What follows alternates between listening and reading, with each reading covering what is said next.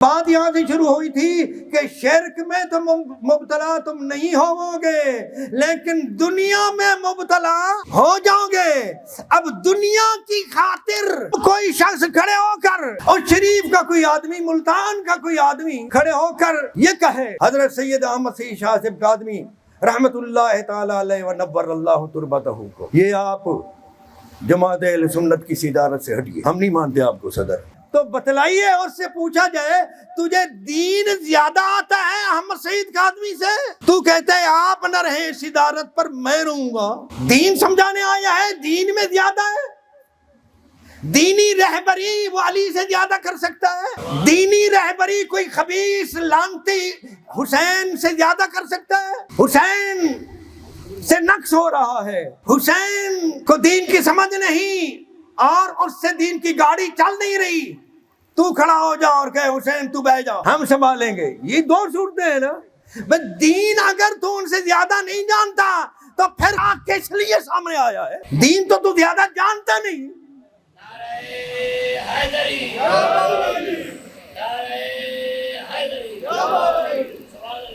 لڑائیاں دو ہیں نا، اور بھئی اس سے کام نہیں ہو رہا، لہذا اس کو ہٹا دو۔ ام المومنین سیدہ ام سلمہ حضور کی زوجہ محترمہ، ان سے روایت ہے کہ ایک بندہ آیا عراق سے، آپ کو پتہ چلا تھا، آپ نے فرمایا فلاں بندہ آیا ہوا ہے، اس کو میرے پاس بلایا جائے، اس کو کہو اماں ملنا چاہتی۔ اس کو کہا گیا تو وہ حاضر ہو گیا، تو آپ نے فرمایا میں نے سنا ہے تمہارے ہاں رسول اللہ صلی اللہ علیہ وآلہ وسلم کو ممبروں پر برا بھلا کہا جاتا ہے، گالیاں دی جاتی ہیں رسول اللہ کو۔ تو اس نے کہا جی معاذ اللہ، رسول اللہ کو کون گالیاں دیتا ہے، ایسا کون کر سکتا ہے؟ تو اماں پاک نے فرمایا کیا علی کو گالیاں نہیں دی جاتی؟ یہ سنن ترمذی میں بھی ہے، مسند احمد میں بھی ہے حدیث، اور بھی بہت سی کتابوں میں ہے۔ میری کتاب آپ کھولیں گے تو آپ کو 20 حوالے ملیں گے۔ تو اس میں انہوں نے کہا ہاں جی یہ تو ہوتا ہے، حضور کو تو سب و شتم یا گالیاں نہیں کی جاتی پر علی کو کی جاتی ہیں۔ تو انہوں نے فرمایا جو علی کو گالیاں دیتا ہے وہ رسول اللہ کو گالیاں دیتا ہے، اور جو رسول اللہ کو بھونکتا ہے وہ اللہ کو۔ یہ استدلال اماں پاک کا ہے۔ اس لیے جن لوگوں نے یہ حسنین کریمین کو یا اہل بیت کرام کو اذیت پہنچائی، انہوں نے براہ راست حضور کو اذیت پہنچائی ہے، اور حضور کو اذیت پہنچانا اللہ تعالیٰ کو اذیت پہنچانا ہے۔ اب یہ اذیت پہنچائی کس نے؟ مشکل ترین نکتہ ہے جو امام شہاب الدین خفاجی نے اور علامہ آلوسی نے اور علامہ شام جمال الدین قاسمی ان حضرات نے بیان کیا، مشکل ترین، اور میرے خیال ہے کہ آپ پہلی مرتبہ شاید سن رہے ہوں گے۔ تو وہ فرماتے ہیں کہ انسانوں کو کہا گیا کہ وہ سلام بھیجیں اور خوب سلام بھیجیں۔ کیوں؟ فرمایا اس لیے کہ سلام کی ضد ہے اذیت، تکلیف۔ اللہ تعالیٰ نے جب اپنا اور اپنے فرشتوں کا ذکر کیا تو سلام کا ذکر اس لیے نہیں کیا کہ اس کی طرف سے اور اس کے فرشتوں کی طرف سے سلام ہی سلام ہے، ان کی طرف سے اذیت کا صدور ناممکن ہے۔ اللہ کی طرف سے تکلیف اور اذیت کا پہنچنا، اذیت کا صدور ہونا، فرشتوں کی طرف سے اور اللہ کی طرف سے اذیت کا صدور ہونا، اور انسانوں کی طرف سے اذیت کا پہنچنا، ایذا کا پہنچنا، تکلیف کا پہنچنا، یہ عین ممکن ہے۔ اس لیے فرمایا مومنو صرف درود تک نہ رہو، سلام کثرت سے بھیجا کرو، خوب بھیجا کرو، تاکہ بھول کر بھی تم سے اذیت کا صدور نہ ہو سکے، بھول کر بھی تم سے اذیت کا صدور نہ ہو سکے۔ ایک شخص تھا، اس کا نام تھا عبداللہ بن سعد بن ابی سرح، یہ رضائی بھائی تھا حضرت عثمان ابن عفان رضی اللہ تعالیٰ عنہ کا۔ یہ شخص اسکلان میں رہ رہا تھا۔ کسی شخص نے کہا یار تو اسکلان کی گرمی میں رہ رہا ہے اور شام کے سرد اور سہانے موسم میں کیوں نہیں رہتا؟ اچھا علاقہ ہے یہ۔ امام ذہبی نے سیر و اعلام النبلاء میں، حافظ ابن کثیر نے البدایہ والنہایہ میں، اور دوسرے حضرات نے بھی اس اثر کو نقل کیا۔ تو انہوں نے کہا کہ جب اسے کہا گیا اسکلان کی بجائے، گرم موسم کی بجائے، اوچ شریف کی بجائے مری میں کیوں نہیں رہتا، جبکہ وہاں تیرے لیے رہنا آسان بھی ہے، بندوبست بھی اس نے کہا میں شام میں اس شخص کے ساتھ نہیں رہنا چاہتا جس شخص کے بارے میں میں جانتا ہوں کہ وہ چاہتا تھا کہ عثمان قتل ہو جائیں تاکہ اس کو بہانہ مل جائے۔ سمجھ آئی یا نہیں؟ پہلی گئی، سمجھ آئی ہے؟ شام میں میں اس شخص کے ساتھ نہیں رہنا چاہتا جو خود چاہتا تھا عثمان قتل ہو جائیں تاکہ ہم ایک نو مئی بنا سکیں۔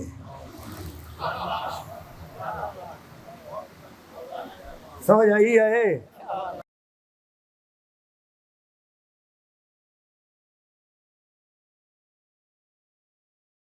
نحمدہ ونصلی ونسلم علی سیدنا و مولانا محمد المصطفیٰ وعلی آلہ المجتبیٰ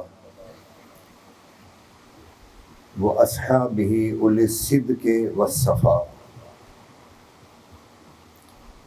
اما بعد فاعوذ باللہ من الشیطان الرجیم، بسم اللہ الرحمن الرحیم۔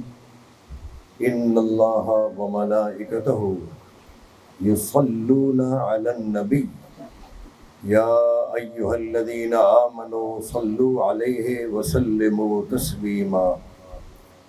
ان الذین یؤذون اللہ ورسولہ لعنہم اللہ فی الدنیا والآخرہ وأعد لهم عذابا مہینا۔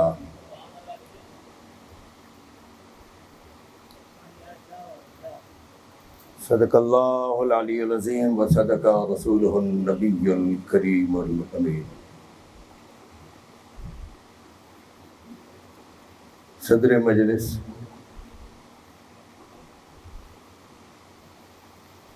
جگر گوشہ خورشید ملت،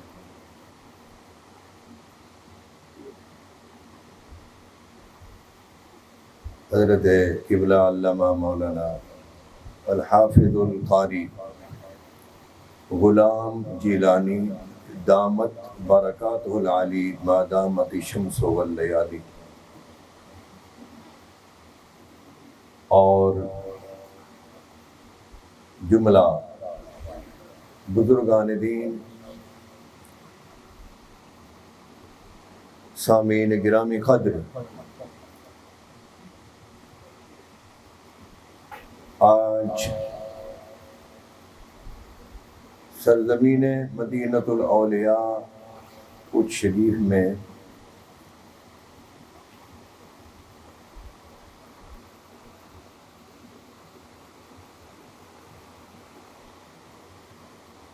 جولائی کے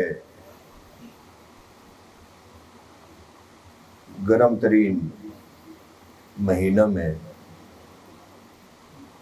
ماہ محرم الحرام اور ماہ جولائی اکٹھے چل رہے ہیں۔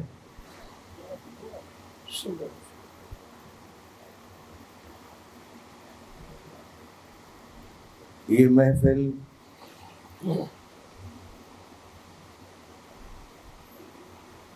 جو کہ یہ فقیر لاہور میں بیٹھ کر ترتیب دینے کی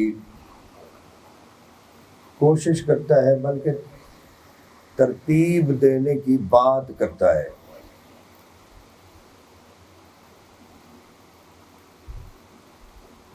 اور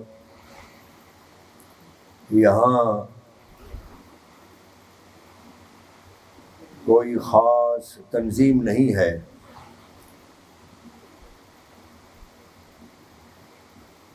اس لیے صحیح معنوں میں حضرات کو مدعو کرنا اور ان تک پیغام پہنچانا اور انہیں جمع کرنا، اور پھر کس وقت یہ محفل کرنی چاہیے، دن میں یا رات میں، یہ ساری باتیں جو ہیں یہ کوئی تنظیم ہو اور چند ذہن مل بیٹھیں تب بات بنتی ہے۔ فقط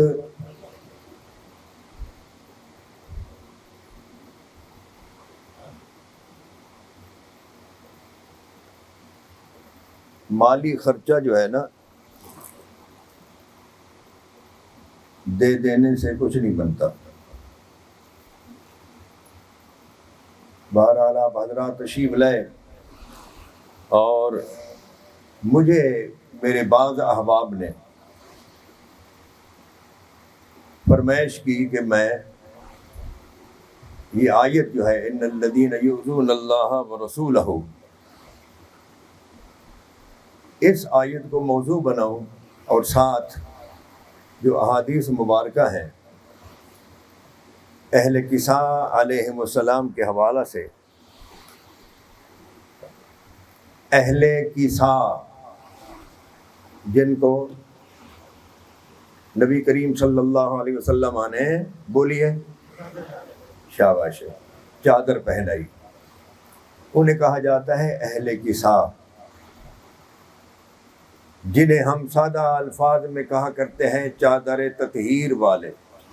وہی اصحاب الکسا ہیں، وہی اہل الکسا ہیں، وہی اہل البیت ہیں جو حضور کے ساتھ 5 ہیں.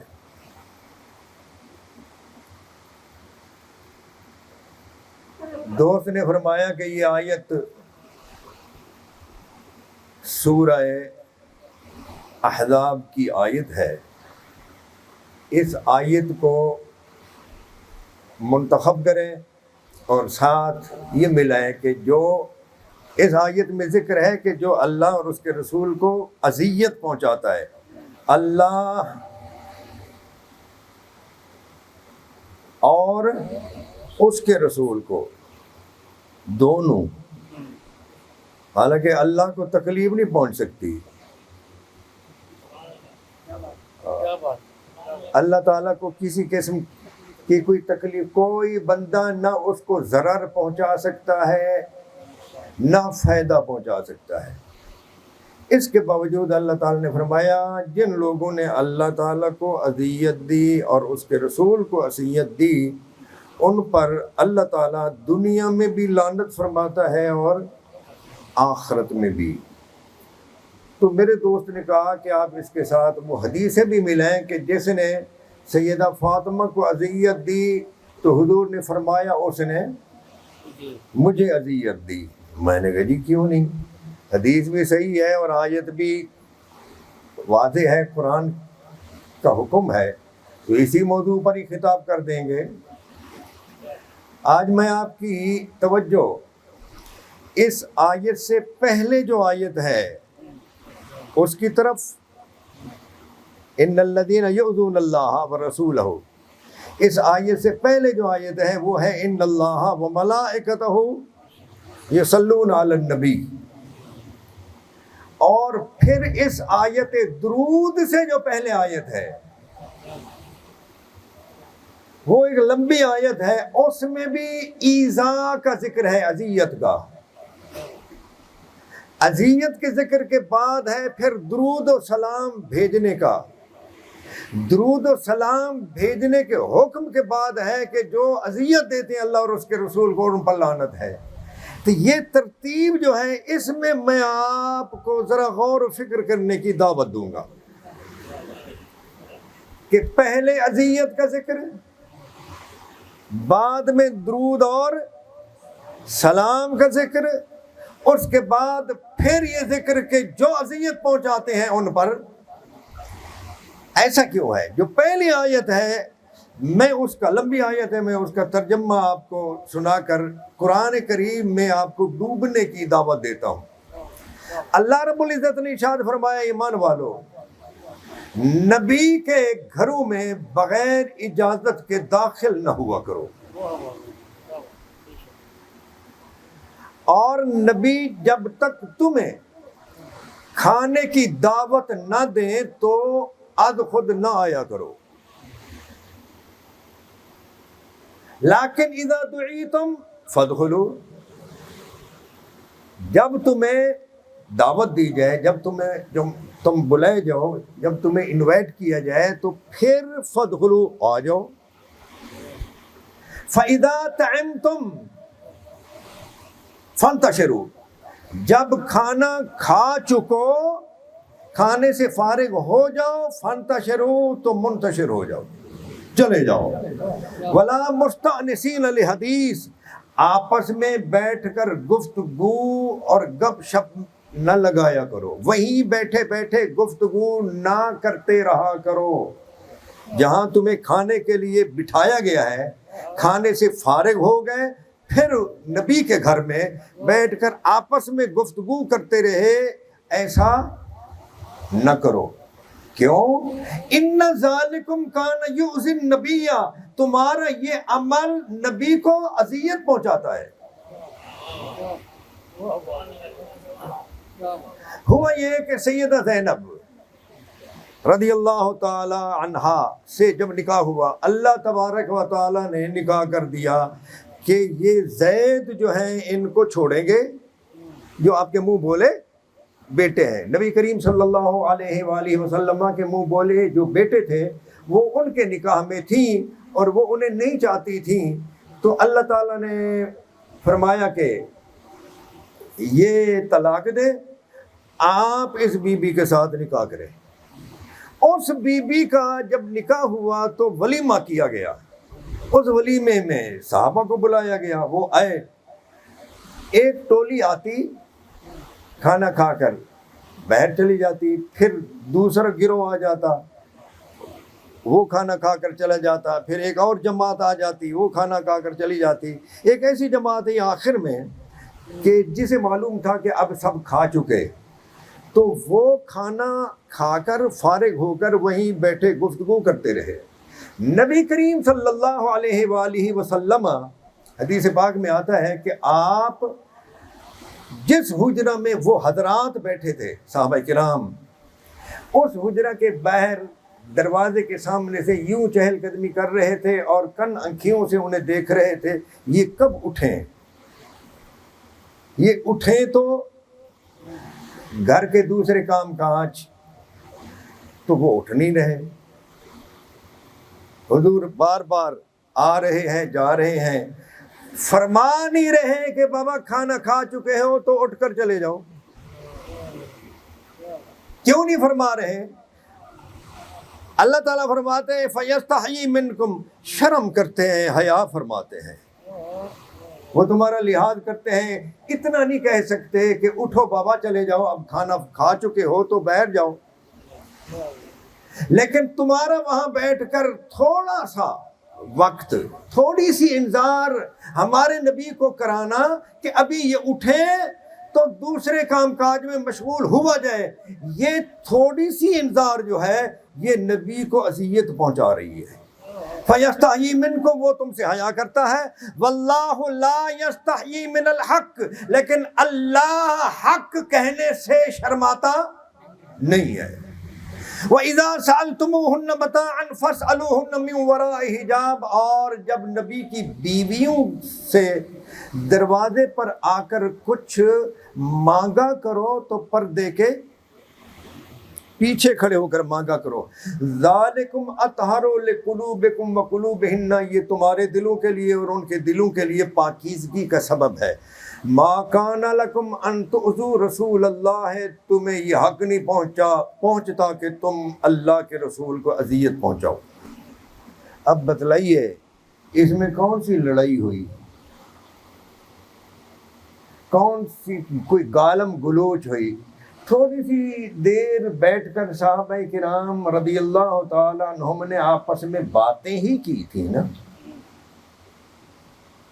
گھنٹے تو نہیں گزرے تھے، لیکن حضور کا یوں چہل قدمی کرنا اور ان کے باہر نکلنے کا انذار فرمانا، یہ منظر اللہ تبارک و تعالیٰ دیکھ رہا تھا تو اس نے آیت نازل فرمائی. فرمایا ان ذالکم کان یؤذی النبی، تمہارا یہ بیٹھا رہنا، ولا مستأنسین لحدیث، آپس میں دل بہلانے کے طور پر باتوں میں مشغول ہونا، یہ نبی کی اذیت کا باعث ہے. تو پہلے اذیت کا ذکر ہے، اس کے بعد ہے پھر ان اللہ و ملائکتہ، اللہ اور اس کے فرشتے درود بھیجتے ہیں نبی پر آیت پوری پڑھے تو اس میں کیا عمل ہے جس عمل کو اللہ اور اس کے فرشتے کرتے ہیں. ان اللہ و ملائکتہ یصلون صلاۃ، اللہ اور اس کے فرشتے کیا بھیجتے ہیں؟ صلاۃ. اب آگے کیا حکم ہے؟ یا ایھا الذین آمنوا صلوا علیہ، اے ایمان والو تم بھی ان پر صلاۃ بھیجو. تو اب وہ بھی صلاۃ بھیجے، ہمیں بھی حکم ہے صلاۃ بھیجنے کا، لیکن ایک اور حکم ہے. پہلے حکم میں ہم شامل ہو گئے، اللہ جو کام کرتا ہے فرشتے بھی وہی کام کرتے ہیں اور مومنین بھی وہی کام کریں، یہ حکم ہے. آگے ہے وَسَلِّمُوا تَسْلِيمًا، اور تم ان پر سلام بھیجا کرو جس طرح سلام بھیجنے کا حق ہے، خوب سلام بھیجو. مفسرین کرام نے یہاں ایک سوال قائم کیا ہے کہ صلاۃ کا تو حکم ہے کہ بھیجو، سلام کا حکم ہے کہ خوب بھیجو، یہ کیوں؟ پھر صلاۃ میں وہ خود شامل ہے، صلاۃ بھیجنے میں وہ خود شامل ہے. یہاں آیت میں سلام بھیجنے میں اس نے خود کو اور فرشتوں کو شامل نہیں رکھا. یہ فرق کیوں؟ تو وہ فرماتے ہیں اس لیے، میں بہت ہی مختصر کر رہا ہوں، یہاں بات بہت لمبی ہے لیکن میں مختصر کر کے آپ کو سمجھانا چاہتا ہوں. وہ فرماتے ہیں مفسرین کرام اس لیے کہ سلام جو ہے اس کی ضد ہے ایذا، دکھ پہنچانا. سلام کی ضد کیا ہے جی؟ ایذا، الف یا الف زیر یا ای ذال الف ذا آخر میں حمزہ، ایذا دکھ پہنچانا. سلامتن کے مقابلے میں آتا ہے اذیتن. سلامتن سلامتی سکون، اذیتن دکھ تکلیف. تو سلامتن کی ضد کیا ہے؟ اذیت. سلام کے مقابلے میں لفظ کیا ہے؟ ایذا. مفسرین فرماتے ہیں اللہ رب العزت نے اپنا اور اپنے فرشتوں کا ذکر صلاۃ میں کیا ہے، اور مومنین کو بھی فرمایا کہ وہ بھی صلاۃ بھیجے نبی پر. اس نے اپنا اور اپنے فرشتوں کا ذکر سلام کے ساتھ نہیں کیا، اس نے صرف انسانوں کو کہا کہ تم صلاۃ بھی بھیجو اور خوب اونچا کہیں تاکہ میں مطمئن رہوں کہ آپ کو سمجھ آ رہی ہے بات. مشکل ترین نکتہ ہے جو امام شہاب الدین خفاجی نے اور علامہ آلوسی نے اور علامہ شام جمال الدین قاسمی ان حضرات نے بیان کیا، مشکل ترین. اور میرے خیال ہے کہ آپ پہلی مرتبہ شاید سن رہے ہوں گے. تو وہ فرماتے ہیں کہ انسانوں کو کہا گیا کہ وہ سلام بھیجیں اور خوب سلام بھیجیں. کیوں؟ فرمایا اس لیے کہ سلام کی ضد ہے اذیت، تکلیف. اللہ تعالیٰ نے جب اپنا اور اپنے فرشتوں کا ذکر کیا تو سلام کا ذکر اس لیے نہیں کیا کہ اس کی طرف سے اور اس کے فرشتوں کی طرف سے سلام ہی سلام ہے، ان کی طرف سے اذیت کا صدور ناممکن ہے.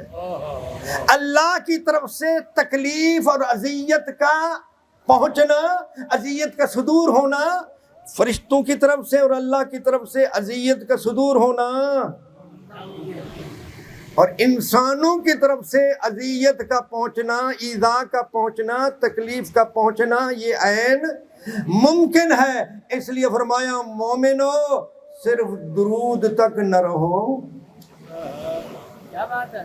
سلام کثرت سے بھیجا کرو، خوب بھیجا کرو، تاکہ بھول کر بھی تم سے اذیت کا صدور نہ ہو سکے،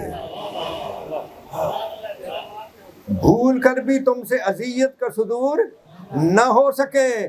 اس لیے کہ سلام کا جو مادہ ہے اسی سے اسلام ہے، اسی سے مسلم ہے، اسی سے اسلام ہے، اسی سے مسلم ہے۔ اور مسلم کون ہوتا ہے؟ آپ بتائیں گے یا حضور سے پوچھیں؟ آقا کریم صلی اللہ علیہ وآلہ وسلم نے فرمایا المسلم من سلم المسلمون من لسانہ و یدہ، مسلم وہ ہے جس کی زبان اور جس کے ہاتھ سے دوسرے مسلمان محفوظ رہیں۔ اسی لیے یہ عمل لاگو کیا گیا کہ جب بھی تم ایک دوسرے سے ملو آمنا سامنا ہو، بلکہ ایک حدیث پاک میں ہے کہ پلر ہے ایک، آپ اس پلر سے گھوم کر پھر مسلم کے سامنے آئے، وہ ادھر ہے، آپ اس طرف یوں گھوم کر پھر سامنے آ گئے، پھر کہو السلام علیکم۔ تو معنی کیا ہے السلام علیکم کا؟ تم پر سلامتی ہو، تم پر راحت ہو، تم پر سکھ ہو، تم پر سکون، تم پر عافیت اترے اور تمہیں اذیت نہ پہنچے، تمہیں تکلیف نہ پہنچے۔ ایک حدیث پاک میں ہے، کسی صحابی نے کہا یا رسول اللہ میں جا رہا ہوں، دعا فرمائیے۔ تو حدیث پاک میں ہے کہ حضور نے فرمایا وجہ الخیر حیث ما کنت، تو جدھر بھی جائے خیر تیرا استقبال کرے، تو جدھر بھی جائے خیر تیرا استقبال کرے۔ ہماری زبان میں کہتے ہیں اس کو جتھے خیر، ہاں جت پیر ات خیر، ایک سرے کی پنجابی آدمی جتھے خیر، جتھے پیر اتھے خیر، یا جتھے خیر اتھے تیرا پیر۔ یہ بھی تو کہتے ہیں نا، یہ تو آپ کہیں کہ جتھے پیر، اب کیا کہتے ہیں پہلے؟ جتھے پیر اتھے خیر۔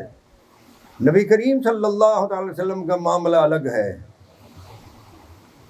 حضور فرماتے ہیں جدھر حق ہو ادھر علی کو کر دے، نہیں، یہ نہیں فرمایا۔ جدھر حق ہو ادھر علی کو پھیر دے، نہیں، یا اللہ جدھر علی پھرتا جائے حق ادھر کرتا جا۔ اللہم ادر الحق معہ حیث دار، اے اللہ علی کے ساتھ حق کو۔ یہ سنن ترمذی ہے، اور سنن ترمذی کس کی کتاب ہے؟ بولیے جی، شیعوں کی، رافضیوں کی؟ تو جدھر علی جائے حق کو ادھر کر دے۔ تو آپ جس طرح کہیں یا اللہ جتھے خیر اتھے پیر، یا جتھے پیر اتھے خیر۔ کیوں؟ اس لیے کہ مسلم جو ہے وہ مسلم فاعل ہے، لفظ مسلم فاعل ہے، یہ سلامتی پہنچانے والا۔ مسلم ہوتا ہے سلامتی پہنچانے والا، زبان سے بھی سلامتی پہنچاؤ، ہاتھوں سے بھی یعنی اعضاء سے بھی سلامتی پہنچاؤ۔ تو سلامتی پہنچانے والا جو ہے وہ مسلم ہے، اور جس کی زبان اور جس کے ہاتھ سے سلامتی نہیں پہنچتی، بولو وہ مسلم نہیں۔ جس کی زبان اور جس کے ہاتھوں سے دوسرے مسلم کو سلامتی نہ پہنچے تو وہ مسلم نہیں، ما سوا اس کے کہ وہ اس کا ازالہ کرے اور توبہ کرے۔ حدیث پاک میں ہے المسلم اخو المسلم، مسلم مسلم کا بھائی ہے، وہ نہ اسے حقیر جانتا ہے، لا یحقرہ ولا یخذلہ، اور نہ اسے بے یار و مددگار چھوڑتا ہے، یعنی اس کو اس کے حال پر بھی، ہاں قسم پرسی میں ہے، پریشانی میں ہے، تکلیف میں ہے، مسلمان جو ہے وہ اس کی تکلیف کو دور کر سکنے کی صلاحیت رکھتا ہے، پھر بھی نہ کرے، تو حضور فرماتے ہیں کہ وہ مسلم، حدیث پاک میں ہے جی، ایک مسلم جو ہے وہ اپنے گھر میں پیٹ بھر کر رج کر سو رہا ہو اور دوسرے گھر میں بندہ بھوکا ہو تو وہ مومن نہیں۔ جب آپ نے یہ سمجھ لیا کہ اللہ تعالیٰ کی طرف سے صلات، فرشتوں کی طرف سے صلات، مومنوں کو بھی صلات کا حکم، لیکن مومنوں کو، صرف مومنوں کو، فرشتوں کو نہیں، مومنوں کو یہ حکم کہ وہ خوب سلام بھیجیں۔ اس کا فلسفہ آپ کو سمجھ آ گیا، اس لیے کہ فرشتوں کی طرف سے اذیت کا صدور ناممکن ہے، اور اللہ تعالیٰ کی طرف سے بھی۔ وہ ایک بزرگ نے، غالباً یحییٰ بن معاذ رازی ہیں، میں تفسیر پڑھ رہا تھا تو انہوں نے یہ آیت پڑھی، الرحمن علی العرش استویٰ، عرش پر رحمان کی جلوہ گری ہے۔ تو وہ رقص کرنے لگ گئے، آیت پڑھ کر رقص کرنے لگ گئے۔ لوگوں نے کہا کیا ہوا؟ انہوں نے فرمایا شکر ہے کہ عرش پر رحمان ہے، یہ نہیں فرمایا القہار علی العرش استویٰ، یہ نہیں فرمایا کہ قہار کا عرش پر استوا ہے، جلوہ گری ہے، اس نے فرمایا رحمان کا، تو پھر خیر ہی ہوگی، پھر خیر ہی ہوگی۔ تو اللہ تعالیٰ کی طرف سے بھی اذیت کا صدور ناممکن، فرشتوں کی طرف سے بھی اذیت کا صدور ناممکن، لوگوں کی طرف سے اذیت پہنچ سکتی ہے، اس لیے انہیں یہ سبق پڑھایا گیا کہ وہ خوب سلام بھیجا کریں۔ اب یہ اذیت، سلام بھی حضور پر، پھر آگے یہ ہے ذکر کہ جو اللہ اور اس کے رسول کو اذیت پہنچاتے ہیں ان پر دنیا اور آخرت میں لعنت ہے۔ اور حدیث پاک میں ہے کہ جو علی سے محبت کرتا ہے وہ مجھ سے محبت کرتا ہے، جو علی سے بغض رکھتا ہے وہ، ایک اور حدیث پاک ہے مسند احمد میں، سنن ترمذی میں، من احبنی، جس نے مجھ سے محبت کی، وہ احب ہذین، اور ان دونوں سے، حسنین کریمین سے محبت کی، و اباہما، و اباہما کان معی فی درجتی یوم القیامت، اور ان دونوں کے ماں باپ سے محبت کی، وہ قیامت کے دن میری کلاس میں میرے ساتھ ہوگا، وہ قیامت کے دن میری فی درجتی۔ اب یہ دیکھتے ہیں، میں پہلے اس میں ٹرین میں سفر کرتے تھے تو لکھا ہوتا تھا درجہ اول، یہ درجہ ہے عربی لفظ، عربی کے الفاظ ہیں کانا معی فی درجتی، وہ میرے ساتھ میرے درجہ میں ہوگا، میری کلاس میں ہوگا۔ اب جو حضور سے محبت کرے، حسنین کریمین سے محبت کرے، ان دونوں کے ماں باپ سے محبت کرے، تو اس کا یہ مرتبہ ہے کہ وہ حضور کے ساتھ ہوگا۔ اور جو حضور سے بغض رکھے، ان دونوں سے بغض رکھے، ان دونوں کے ماں باپ سے بغض رکھے، وہ کہاں ہوگا؟ وہاں ہوگا جہاں حضور نہیں ہوں گے۔ وہ کہاں ہوگا؟ وہاں ہوگا جہاں حضور نہیں ہوں گے۔ اسی کو حضور نے واضح لفظوں میں فرما دیا، جو ان سے محبت کرتا ہے وہ مجھ سے محبت کرتا ہے، اور جو ان سب سے بغض رکھتا ہے وہ مجھ سے بغض رکھتا ہے، جو ان سے بغض رکھتا ہے وہ مجھ سے بغض رکھتا ہے۔ اور یہاں تو آیت میں جو لفظ ہے نا، آیت میں وہ ہیں کیا ہے جی؟ ان الذین یؤذون اللہ، یؤذون اذیت سے۔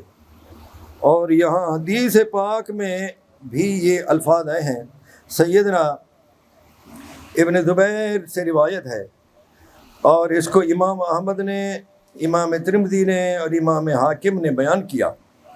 وہ فرماتے ہیں کہ حضور نے فرمایا انما فاطمۃ بضعۃ منی، فاطمہ میرے جسم کا ٹکڑا ہے، یؤذینی ما اذاہا، اسے وہ چیز تکلیف پہنچاتی ہے جو مجھے تکلیف پہنچاتی ہے، جو چیز انہیں تکلیف پہنچاتی ہے وہ مجھے پہنچاتی ہے۔ وَيُغْضِبُنِي مَا يُغْضِبُهَا، اور جو چیز انہیں غضبناک کرتی ہے وہی چیز بولے مجھے غضبناک کرتی ہے۔ تو ان قدسی صفت ہستیوں کو اذیت پہنچانا حضور کو اذیت پہنچانا ہے، اور حضور کو اذیت پہنچانا اللہ تعالیٰ کو اذیت پہنچانا ہے۔ اب سمجھ گئے؟ جب آپ نے یہاں تک سمجھ لیا تو یہ مہینہ کون سا ہے جی؟ چاند کا محرم الحرام شریف۔ اور ہمارے یہ جو کارڈ وغیرہ اشتہار جو ہم نے بنایا اور حضرات کے پاس بھیجا، اس کا موضوع تھا دین پناہ ہست حسین۔ حسین جو ہے وہ دین کی پناہ ہے۔ کیا ہے؟ پناہ، سپر۔ پناہ اس کو کہتے ہیں کہ جو تکلیف پہنچانے والی چیز کے اور آپ کے درمیان، جو کسی چیز کو نقصان پہنچتا ہے۔ ایک تکلیف ہوتی ہے اور ایک نقصان۔ نقصان کا معنی کیا ہے؟ کمی۔ نقصان کا معنی کیا ہے؟ کمی۔ ایک چیز کا وجود ہے، اب یہ تھوڑا سا ٹوٹ جائے، تھوڑا سا، تو اس کو کہتے ہیں نقص۔ یہی نقصان ہے، ٹھیک ہے؟ اور اس کے درمیان جو چیز آ جائے کہ اس کو نقصان نہ پہنچے، وہ اس چیز کی سپر ہے، ستر ہے، پناہ ہے۔ تو پناہ جو ہے وہ مضر، نقصان پہنچانے والی چیز کے اور جس چیز کو بچانا ہے اس کے درمیان جو ہوتی ہے اس کو کہتے ہیں پناہ۔ کیا کہتے ہیں؟ تو یہ لفظ کیا ہے؟ کیا لکھا ہوا ہے جی؟ دین پناہ ہست حسین۔ دین کی پناہ ہے حسین، دین کی یہ گلاس کی پناہ یہ درمیان میں ہے۔ ادھر مضر چیز ہے، ادھر گلاس ہے، درمیان میں جو چیز ہے وہ کیا ہے؟ پناہ۔ تو حسین کیا ہے؟ دین کی پناہ۔ دین کو پناہ دی، کیسے؟ یہ خود امام پاک سے سنیں۔ ہم تو یزید ملعون کے اور یزید ملعون کے سہولت کاروں کے دشمن بنتے ہیں تب جب امام حسین شہید ہو جاتے ہیں۔ یہی ہے نا؟ ہم کیوں ہیں یزید ملعون کے اور اس ملعون کے اعوان، انصار اور سہولت کار جو ہیں ان کے ہم دشمن ہیں؟ صرف اس لیے کہ ہم نے دیکھا کہ انہوں نے امام حسین کو شہید کر دیا۔ امام حسین سے پوچھیں کہ وہ کیوں ان کے دشمن ہوئے؟ تو انہوں نے جو خطبہ آ کر دیا، جو ہماری تمام معتبر کتب میں ہے، وہ یہ ہے کہ بھائی ہم نے دیکھا کہ اللہ تعالیٰ کی حدود کو پامال کر دیا گیا۔ یہ لفظ حدود جو ہے یہ کوئی عام بات ہے؟ اللہ تعالیٰ کی جو حدیں ہیں، آپ ایک حد قائم کرتے ہیں، حاجی صاحب سے پوچھیں، یہ اپنے ادارہ میں ایک حد قائم کرتے ہیں کہ اس حد کو کوئی بھی نہیں پھلانگے، ریڈ زون، کوئی تجاوز نہ کرے۔ تو حدوں کو، اللہ کی حدوں کو پھلانگنا یہ عام بات ہے۔ وَمَن يَعْصِ اللَّهَ وَرَسُولَهُ، جس نے نافرمانی کی اللہ کی اور اس کے رسول کی، وَيَتَعَدَّ حُدُودَهُ، اور اس کی حدود کو اس نے پھلانگا، يُدْخِلْهُ نَارًا خَالِدًا فِيهَا، تو وہ جہنم میں داخل ہوگا ہمیشہ کے لیے، اور ہمیشہ کے لیے جہنم میں داخل فقط کافر ہوتا ہے۔ یہ یاد رکھنا. ہمیشہ کے لیے جو جہنم میں رہے گا وہ کون ہوتا ہے؟ یاد رکھنا کوئی مسلم جس نے پوری زندگی گناہ کیے لیکن تصدیق کرتا تھا شہادتین کی، توحید اور رسالت کی، وہ بالآخر جہنم سے نکل کر جنت میں جائے گا. ہمیشہ ہمیشہ جہنم میں وہ رہے گا جس نے کفر کیا. اب یہ حضور کو اذیت پہنچانا، بولیے حضور کو اذیت پہنچانا فسق ہے؟ فسق مانا گناہ، کبیرہ گناہ ہے؟ نہیں، حضور کو اذیت پہنچانا کفر ہے. اچھا یہ میرا استدلال نہیں ہے جی، صرف ام المومنین قربان جاؤں، ام المومنین سیدہ ام سلمہ، واہ واہ،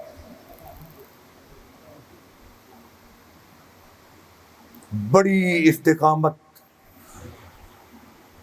اور عظمت کی پیکر خاتون تھی، حضور کی زوجہ محترمہ.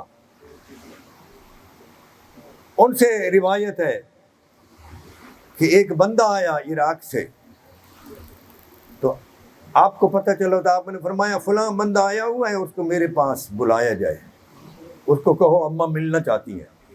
اس کو کہا گیا تو وہ حاضر ہو گیا. تو آپ نے فرمایا میں نے سنا ہے تمہارے ہاں رسول اللہ صلی اللہ علیہ وآلہ وسلم کو ممبروں پر برا بھلا کہا جاتا ہے، گالیاں دی جاتی ہیں رسول اللہ کو. تو اس نے کہا جی معاذ اللہ، رسول اللہ کو کون گالیاں دیتا ہے؟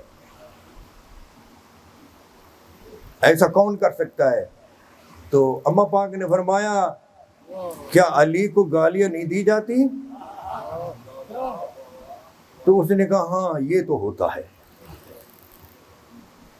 یہ سنن ترمذی میں بھی ہے، مسند احمد میں بھی ہے حدیث، اور بھی بہت سی کتابوں میں ہے. میری کتاب آپ کھولیں گے تو آپ کو 20 حوالے ملیں گے. تو اس میں انہوں نے کہا ہاں جی یہ تو ہوتا ہے، حضور کو تو سب و شتم یا گالیاں نہیں کی جاتی پر علی کو کی جاتی ہیں. تو انہوں نے فرمایا جو علی کو گالیاں دیتا ہے وہ رسول اللہ کو گالیاں دیتا ہے، اور جو رسول اللہ کو بھونکتا ہے وہ اللہ کو بھونکتا ہے. یہ استدلال اماں پاک کا ہے. اس لیے جن لوگوں نے یہ حسنین کریمین کو یا اہل بیت کرام کو اذیت پہنچائی، انہوں نے براہ راست حضور کو اذیت پہنچائی ہے، اور حضور کو اذیت پہنچانا اللہ تعالیٰ کو اذیت پہنچانا ہے. اب یہ اذیت پہنچائی کس نے؟ ایک مسئلہ سن لیں جی، بولیے جی کوئی نبی معاذ اللہ معاذ اللہ معاذ اللہ معاذ اللہ نقل کفر نباشت، یہ تصور کیا جا سکتا ہے کہ کوئی نبی جہنم میں بھی جائے گا؟ انسانوں میں سے نبی ہوتے ہیں. نبی کس سے ہوتے ہیں؟ انسانوں میں سے. تو انسانوں میں سے انبیاء ہوتے ہیں، کوئی نبی کیا جہنم میں جا سکتا ہے؟ اور ہر غیر نبی انسان خواہ ٹائٹل کوئی بھی ہو،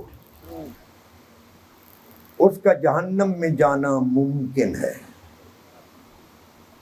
کسی بھی غیر نبی انسان کا جہنم میں جانا ممکن ہے. اب حدیث سنیے جی. میں نے عرض کیا کہ اذیت کس نے پہنچائی اور کیوں پہنچائی، اس پر حدیث سنیے. آقا نے فرمایا لست اخشی علیکم ان تشرکوا بعدی، مجھے تم پر یہ خدشہ نہیں ہے کہ تم میرے بعد شرک میں مبتلا ہو جاؤ گے، لیکن اخشی علیکم الدنیا ان تنافسوا فیہا، لیکن مجھے تم پر یہ خدشہ ہے کہ تم دنیا میں مبتلا ہو جاؤ گے اور ایک دوسرے کا مقابلہ کرو گے.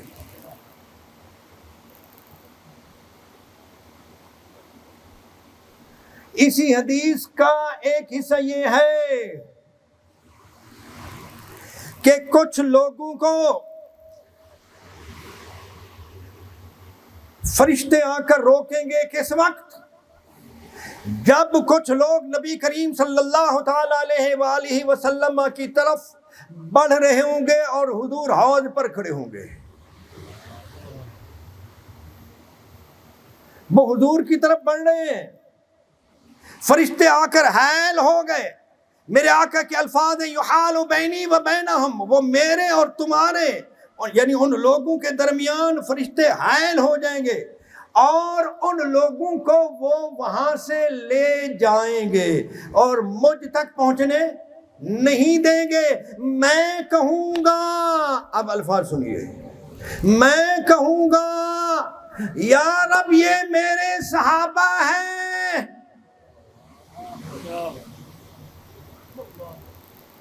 فَيُقَالُ، تو مجھے کہا جائے گا اِنَّكَ لَا تَدْرِي مَا أَحْدَثُوا بَعْدَكَ، آپ نہیں جانتے کہ انہوں نے آپ کے بعد کیا کیا کیا تھا. اب اس میں آپ کو یہ نہیں کہتا کہ فتح الباری دیکھیں، عمدۃ القاری دیکھیں، آپ اپنے گریبان میں جھانکیں. حضرت خواجہ غلام فرید رحمۃ اللہ تعالیٰ علیہ فرماتے ہیں نہ کافی سمجھ کفایہ. کفایہ ایک کتاب ہے جی فقہ حنفی کی. نہ کافی سمجھ کفایہ، نہ ہادی سمجھ ہدایہ، اور ہدایہ تو اتنی مشہور ہے کہ بچہ بچہ جانتا ہے. نہ کافی سمجھ کفایہ، نہ ہادی سمجھ ہدایہ، کر پرز جلد وقایہ. وقایہ بھی ایک کتاب ہے فقہ حنفی کی ہے جی. البدایہ والنہایہ یہ فرمایا آپ نے، یہ تو ابن کثیر کی ہے. وقایہ جو ہے یہ شرح ہے اور پھر وقایہ کے بھی شرح ہیں. تو خواجہ سے فرماتے ہیں نہ کافی سمجھ کفایہ، کفایہ کے ساتھ کافی لگا دیا، نہ ہادی سمجھ ہدایہ، کر پرز جلد وقایہ، وقایہ کی جلد کو بھی پردے پردے کر دے. اے دل قرآن کتاب ہے، اے دل قرآن کتاب ہے. یا اللہ یہ میرے صحابی ہیں. کہا جائے گا انک لا تدری ما احدثوا بعدک، آپ نہیں جانتے انہوں نے آپ کے بعد کیا کیا کیا تھا. اب بتلائیں جن کو دور کر دیا گیا. اور حضور نے یہ بھی فرمایا جب وہ کہیں گے نا کہ انہوں نے آپ کے بعد کیا کیا کیا، تو حضور فرمائیں گے سحقن سحقن، انہیں دور کر دو، انہیں دور کر دو. سحقن سحقن، دور کر دو، دور کر دو. اب انہوں نے کہا آپ نہیں جانتے انہوں نے آپ کے بعد کیا کیا کیا. نتیجہ نکالیں جی. حضور نے فرمایا یہ میرے فرشتوں نے انکار کیا کہ یہ آپ کے صحابہ نہیں ہیں.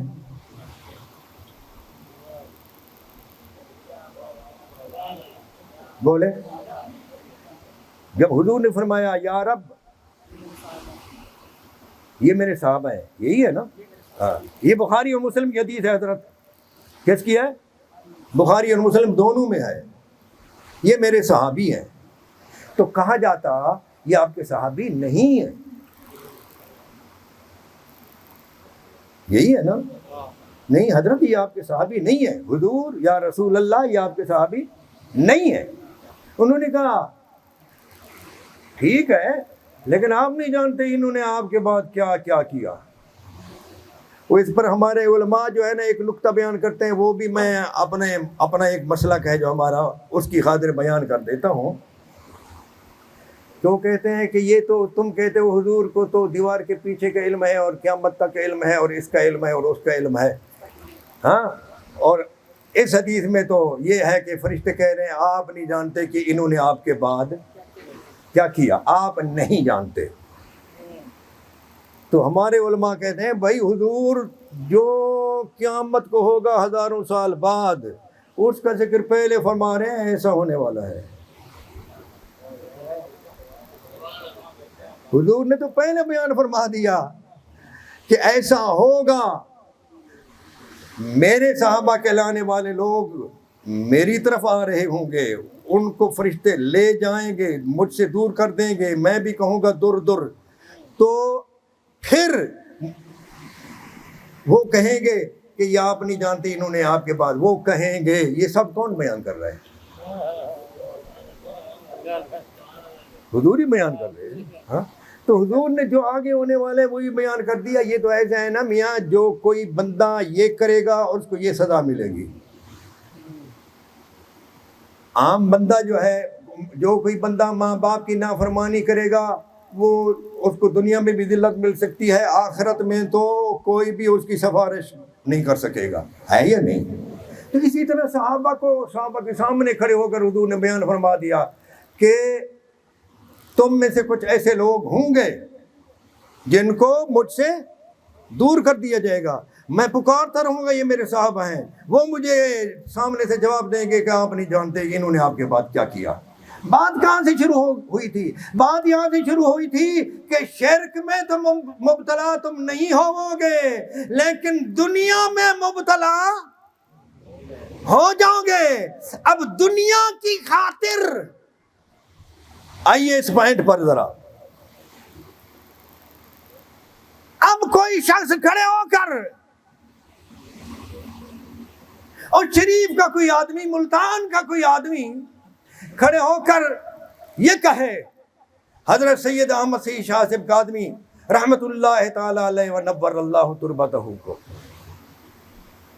یہ آپ جماعت اہل سنت کی صدارت سے ہٹیے، ہم نہیں مانتے آپ کو صدر. اس وقت جو کوئی صدر جماعت اہل سنت ہے، یا اس وقت کوئی امام ہے، امام کہتے ہیں لیڈر کو، دینی لیڈر، لیڈ کرنے والا جو ہے، کوئی شخص کھڑا ہو جائے، ایسا شخص، مزید میں آپ کے لیے آسانی کر دیتا ہوں، ایسا شخص کھڑا ہو جائے جو کسی مکتب میں 21 سال بعد آیا، اور وہ اس شخص کو کہے جو مکتب بننے سے بھی پہلے اس مکتب کے محتمم اور بانی کا شاگرد ہے. ہاں جی، وہ کہے کہ بس تجھے ہم نہیں مانتے، تو ہٹ جا اور ہم سنبھالیں گے. جو 21 سال بعد آیا تو بتلائیے، اس سے پوچھا جائے تجھے دین زیادہ آتا ہے احمد سعید قادمی سے؟ تو کہتا ہے آپ نہ رہیں صدارت پر، میں رہوں گا. دین سمجھانے آیا ہے، دین میں زیادہ ہے، دینی رہبری وہ علی سے زیادہ کر سکتا ہے؟ دینی رہبری کوئی خبیث لعنتی حسین سے زیادہ کر سکتا ہے؟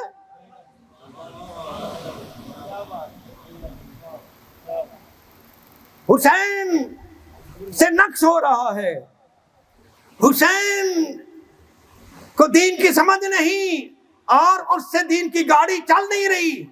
تو کھڑا ہو جا اور کہے حسین تو بہ جا، ہم سنبھالیں گے. یہ دو صورتیں ہیں نا. بس دین اگر تو ان سے زیادہ نہیں جانتا تو پھر آگ کس لیے سامنے آیا ہے؟ دین تو زیادہ جانتا نہیں.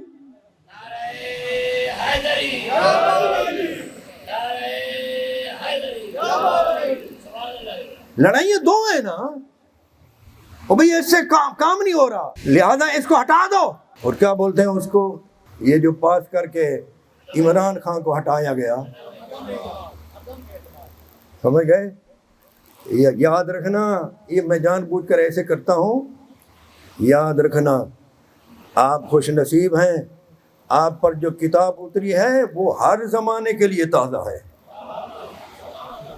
قرآن کریم ہر زمانے کے لیے تازہ ہے، یہ کتاب زندہ ہے. علامہ رحمۃ اللہ تعالیٰ نے فرماتے ہیں کتاب زندہ، کتاب زندہ قرآن کریم کو انہوں نے کہا یہ کتاب زندہ ہے، اس کتاب میں ہر مسئلے کا حل تر و تازہ ملتا ہے. اب اس سے پوچھو جو کھڑا ہو رہا ہے، وہ 21 سال بعد آنے والا ہے، یا نبی کریم صلی اللہ تعالی علیہ وآلہ وسلم کے وصال کے بعد کوئی تقریباً 50 سال بعد آنے والا ہے. ہاں جی، اس سے پوچھو کہ جو مکتب رسالت کے پڑھے لکھے ہیں، تم ان کے سامنے آ رہے ہو تو دو باتوں میں سے ایک بات ہے، یا تو انہیں چلانا نہیں آتا، ہے جی، یا پھر تمہارا کوئی اپنا ہی ککڑ ہے، یا پھر تمہارا ہی کوئی اپنا مفاد ہے. یہی ہے نا. وہ کیا ہے؟ وہ یہی ہے جو حضور فرما رہے ہیں لیکن اخشى علیکم الدنیا ان تنافسوا فیہا، لیکن مجھے یہ خدشہ ہے کہ تم دنیا کی محبت میں مبتلا ہو جاؤ گے اور فتقتتلوا وتہلکوا، آپس میں لڑو گے، لوگوں کو ہلاک کرو گے، خود ہلاک ہو گے. تو جو بھی آیا ہے امام عالی مقام کے سامنے یا امام عالی مقام کے پدر بزرگوار کے سامنے، والد بزرگوار کے سامنے جو بھی آیا ہے دنیا کی خاطر آیا ہے. کس لیے آیا ہے؟ یہ حضور کا ارشاد ہے. جو بھی سامنے آیا ہے کس لیے آیا ہے؟ تو ایک ہی مکتب میں آپ پڑھیں. آپ خود غور کر لینا میری اس بات پر. جو بدبخت لڑائی کرنا چاہے اس کو بھی یہ دعوت ہے، وہ خود بیٹھ کر، تنہائی میں بیٹھ کر. قرآن کریم میں ایک جگہ پر قل انما اعظکم بواحدۃ ان تقوموا للہ مثنی وفرادا. اللہ تعالیٰ فرماتے ہیں محبوب تو ان کو کہے کہ اے محبوب آپ جو باتیں کرتے ہیں ان لوگوں کو، ان کافروں کو، اور یہ آپ کو کہتے ہیں یہ پاگل ہے، حضور کو کہتے ہیں یہ پاگل ہے، اس کو جنون ہے. یہ قرآن میں ہے بابا. ہاں، آپ ان سے پوچھو، بھلے کافر ہیں، ان سے پوچھو میں جب گفتگو کر کے فارغ ہو جاؤں اور تم منتشر ہو جاؤ اور پھر ان تقوموا للہ، ذرا قرآن کے لفظوں پر غور کرنا، تم کھڑے ہو جاؤ مثنی و فرادا، دو دو ایک ایک کر کے، جب میری مجلس کے بعد تم منتشر ہو کر کھڑے ہو، وہ اس وقت ثم تتفکروا، غور و فکر کرو میں جو باتیں کرتا ہوں کیا یہ مجنون شخص باتیں کرتا ہے؟ ایسی باتیں کوئی مجنون کر سکتا ہے؟ میں بھی اس وقت دعوت دے رہا ہوں. حضور نے، حافظ ابن حجر اسقلانی فرماتے ہیں حضور نے صحابہ کو فرمایا تھا کہ تم شرک نہیں کرو گے میرے بعد، اور انہوں نے شرک نہیں کیا. حضور نے صحابہ کو فرمایا تھا کہ تم دنیا میں مبتلا ہو جاؤ گے، اور وہ ہو گئے تھے. سب نہیں، سب نہیں، وہ دنیا میں مبتلا ہو گئے تھے جنہوں نے اس حدیث کے خلاف کیا جس حدیث میں آیا کہ جب بھی کوئی مسئلہ آ جائے، مشکل آ جائے، سمجھ نہ آ رہی ہو، تو دو چیزوں کو تھام کے رکھنا. ایک ثقلین، ایک ثقل قرآن ہے، دوسرا ثقل میرے اہل بیت ہے. ان دونوں کو تم نے تھامے رکھا، لن تضلوا بعدی، تو میرے بعد ہرگز تم گمراہی کا شکار.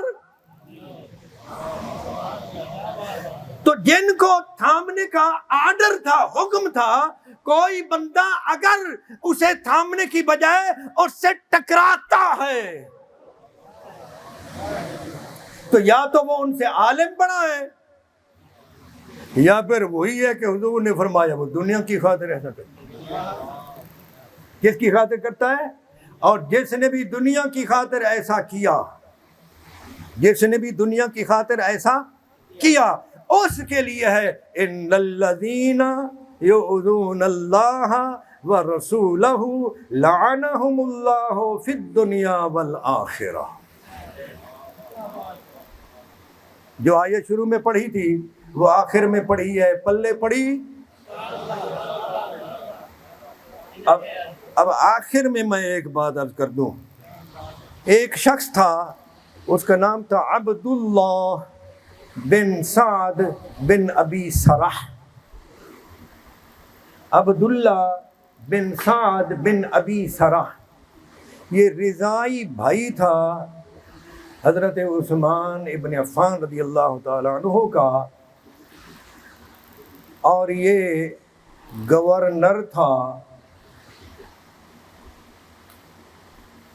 اس جگہ پر جس جگہ پر حکم تھا کہ یہ ہٹ جائے. حضرت عثمان نے حکم کیا تو ہٹ جا، تیری جگہ پر اب گورنر ہوگا محمد بن ابی بکر. وہ خط بھیجا تھا. اب ٹھیک سمجھ رہے ہیں یہ شخص، اب میں اس تاریخ کی طرف نہیں جا رہا، یہ شخص اسکلان میں رہ رہا تھا. کسی شخص نے کہا یار تو اسکلان کی گرمی میں رہ رہا ہے اور شام کے سرد اور سہانے موسم میں کیوں نہیں رہتا؟ اچھا علاقہ ہے یہ. امام ذہبی نے سیر و اعلام النبلاء میں، حافظ ابن کثیر نے البدایہ والنہایہ میں، اور دوسرے حضرات نے بھی اس اثر کو نقل کیا. تو انہوں نے کہا کہ جب اسے کہا گیا اسکلان کی بجائے، گرم موسم کی بجائے، اچ شریف کی بجائے مری میں کیوں نہیں رہتا، جبکہ وہاں تیرے لیے رہنا آسان بھی ہے، بندوبست بھی. اس نے کہا میں شام میں اس شخص کے ساتھ نہیں رہنا چاہتا جس شخص کے بارے میں جانتا ہوں کہ وہ چاہتا تھا کہ عثمان قتل ہو جائیں تاکہ اس کو بہانہ مل جائے.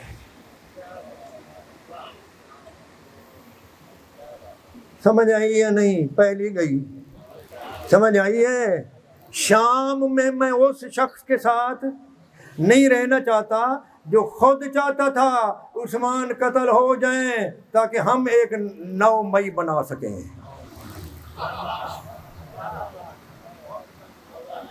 سمجھ آئی ہے؟ وما علینا الا البلاغ.